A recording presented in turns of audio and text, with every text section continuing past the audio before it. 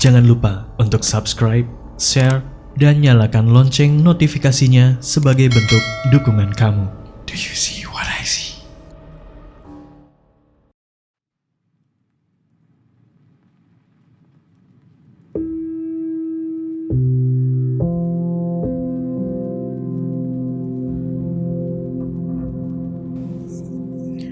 Assalamualaikum.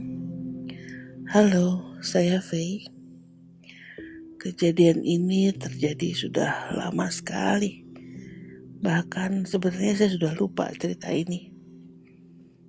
Karena biasanya kalau saya habis mengalami suatu kejadian yang aneh itu biasanya cepat saya lupain. Supaya nggak membebani pikiran dan supaya saya nggak parno gitu. Jadi nggak sering ketakutan. Kejadian ini terjadi sekitar tahun 99. Saat itu saya bekerja sebagai guru privat piano untuk anak-anak. Saat itu kebetulan ada seorang teman saya itu dia juga ngajar sebagai guru privat. Teman saya ini namanya Ira. Waktu itu saya belum punya handphone ya. Jadi si Ira, teman saya ini namanya Ira tuh ngubungin saya dan dia nelfon ke rumah. Terus dia bilang, "Faye, bisa gak lo bantuin gue gantiin gue ngajar? Rumahnya di daerah," dia sebutkan suatu daerah di Jakarta Selatan. Sebenarnya cukup jauh dari rumah saya ya. Cuman akhirnya ya saya pikir ya udah deh, kebetulan hari itu saya juga nggak ada jadwal mengajar dan saya pikir ya lumayan lah buat gantiin dia gitu. Saya pikir ya udah deh, saya sanggupin buat ngajar. Dan Ira cuma bilang, "Faye, datang ke sana jangan telat ya. Soalnya malamnya ini anak masih ada les lain gitu." Anak ini bernama, katakanlah namanya Amel ya. Dan jadi saya hanya tahu nama anak ini Amel dan saya tahu alamat rumahnya. Dan saya nggak boleh telat. Saya cuma ingat itu. Akhirnya pada hari yang ditentukan saya datang. Saya cari rumahnya si Amel ini. Saya sampai di jalan besar di depan rumahnya dan akhirnya saya ketemu alamat rumahnya. Saat itu yang saya lihat dari luar, maksudnya dari jalan, itu hanya pagar bambu yang cukup panjang dan saya tidak bisa melihat rumahnya gitu di bagian dalam. Saya pikir rumahnya bukannya aneh, cuman pagarnya tuh tinggi banget. Dan itu menutupi rimbun. Udah pagar bambu dan banyak pohon rimbun. Jadi memang rumahnya nggak kelihatan sama sekali gitu dari jalan. Saya pastikan lagi alamat rumahnya dan ternyata betul ini alamat rumahnya. Kemudian saya coba ketok pintu pagar yang terbuat dari bambu itu. Saya ketok-ketok. Saya panggil namanya Aspada, "Assalamualaikum, permisi," gitu, dan gak ada jawaban. Saya kembali ketok-ketok lagi agak lama, dan akhirnya setelah saya menunggu agak lama, setelah memanggil-manggil itu, tiba-tiba pintu pagarnya pun terbuka. Dan yang berdiri di belakang pagar itu adalah seorang bapak-bapak. Kelihatannya sudah cukup tua dan agak bongkok. Bapak tua itu cuman ngomong, "Cari siapa?" gitu. Terus saya bilang, "Saya yang gantiin Ibu Ira buat ngajar Amel," saya bilang gitu. "Betulkah di sini alamat rumahnya Amel?" Saya tanya begitu sama bapak itu. Bapak itu cuma ngangguk dan dia mundur 2 langkah. Sepertinya mempersilahkan saya untuk masuk. Dan begitu saya masuk ke dalam pagar itu, agak kaget sih saya. Karena ternyata halaman rumahnya itu besar banget. besar banget. Dan di ujung halaman itu barulah saya melihat rumahnya. Jarak antara rumah dengan pagar yang tempat saya berdiri itu kira-kira 400 meter. 300 atau 400 meter ya, saya nggak tahu pasti. Tapi memang halamannya luas banget. Luas banget. Gede banget. Saya agak kaget ya, saya pikir ternyata di Jakarta masih ada ya rumah yang seperti ini. Akhirnya bapak itu mempersilahkan saya untuk masuk dan menunggu di teras. Bapak itu gak ngomong apa-apa, dia cuma nunjuk ke teras itu. Dan ada beberapa buah kursi sebetulnya, kursi dari bambu. Saya disuruh duduk di situ. Dan ya udah, saya duduk di situ dan saya menunggu. Kemudian bapak itu berjalan ke belakang rumah.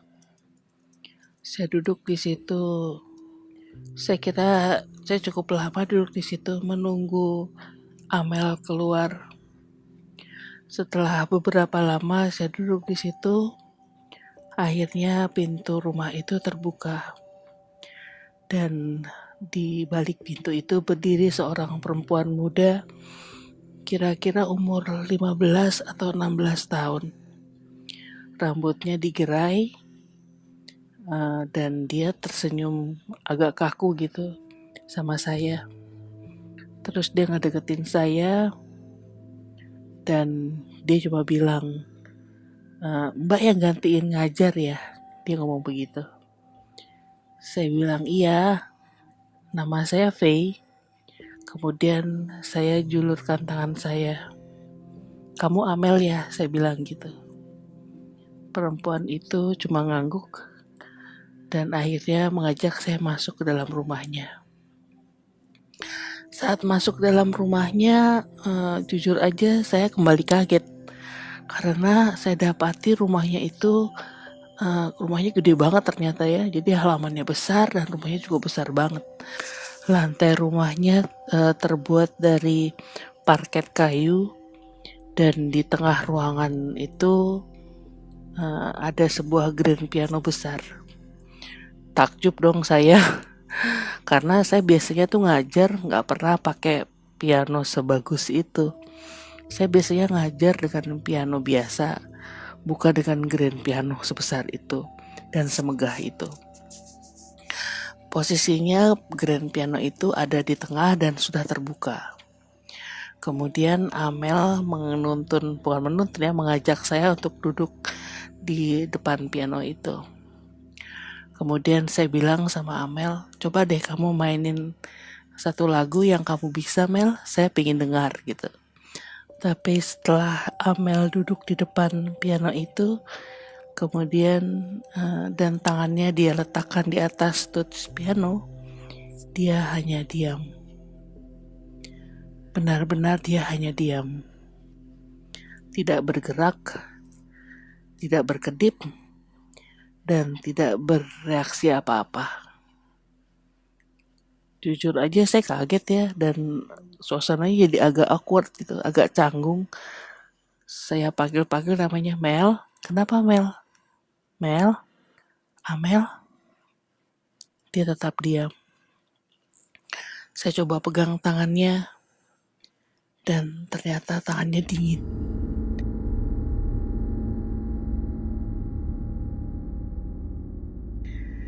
Dingin banget. Saya kaget saat itu. Tapi saya nggak tahu kenapa saya pun ikut freeze. Saya pun ikut diam dan saya tidak tahu harus berbuat apa. Keadaan itu berlangsung mungkin cukup lama. Saya juga nggak tahu pasti. Tapi akhirnya tiba-tiba dari pintu samping ada seorang perempuan membuka pintu, dan perempuan itu berdiri menatap kita berdua. Perempuan itu kemudian melambai dan hanya memanggil, "Nduk, Nduk, Rene, Nduk." dan perempuan itu melambai ke arah kami. Amel kemudian berdiri dan menghampiri perempuan itu. Kemudian mereka masuk ke dalam kamar dan meninggalkan saya sendiri di ruangan itu.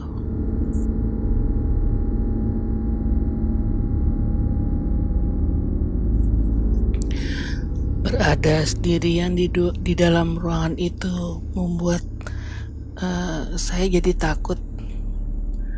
Jantung saya berdebar sangat kencang dan tiba-tiba saya sangat ketakutan. Saya hanya berpikir saya harus segera keluar dari rumah itu.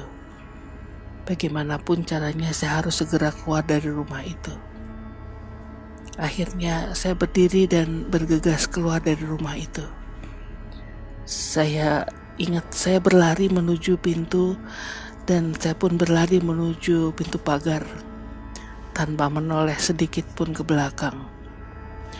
Tapi perasaan saya mengatakan bahwa ada yang memperhatikan saya. Ada yang memperhatikan saya dari belakang. Tapi saya tidak mau menoleh ke belakang. Gak tahu kenapa, tapi pada saat itu saya merasa takut setengah mati. Takut sejadi-jadinya. Saya hanya berpikir saya harus segera keluar dari tempat itu. Harus segera keluar dari rumah itu. Alhamdulillah saya berhasil mencapai pintu pagar dan saya langsung lari keluar tanpa menoleh ke belakang. Keesokan harinya Ira kembali menelpon saya. Dia marah-marah. Dia bilang, "Faye, kamu tuh gimana sih? Amel nungguin kamu loh. Sampai maghrib malah dia bilang kamu gak nongol-nongol. Kamu tuh sebenarnya mau datang apa enggak sih? Jangan bikin malu gue dong," kata Ira begitu. Dan saya bilang, "Ra, gue datang ke rumah itu, Ra. Cuma Amel tuh aneh, Ra. Dia cuma diam. Gue suruh dia main piano, dia diam. Bentar, Faye. Amel diam. Amel tuh anaknya pecicilan, Faye. Amel tuh anaknya rame. Gak mungkin dia cuma diam." Begitu kata Ira. Kemudian saya bertanya lagi sama Ira, "Ra, sebenarnya Amel itu anak umur berapa tahun sih? Yang gue temuin tuh anak gadis sekitar 15 atau 16 tahun. Dan anaknya pendiam banget." Ira kembali berkata, "Ya anak kecil lah, Faye. Kira-kira umur 10 apa 11 tahun. Anak kelas 5 SD. Saya kembali terdiam. Kalau begitu, yang saya datangi kemarin itu sebetulnya rumah siapa? Dan siapa mereka?"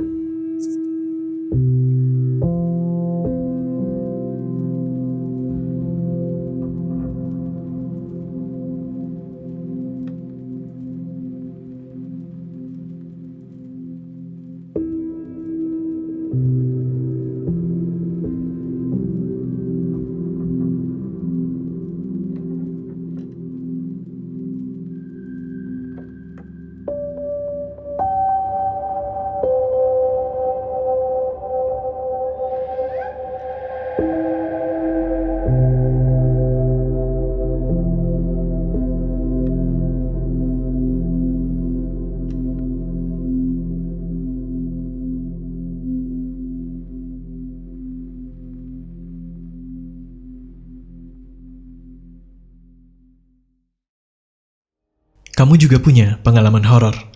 Kirim cerita kamu ke alamat berikut.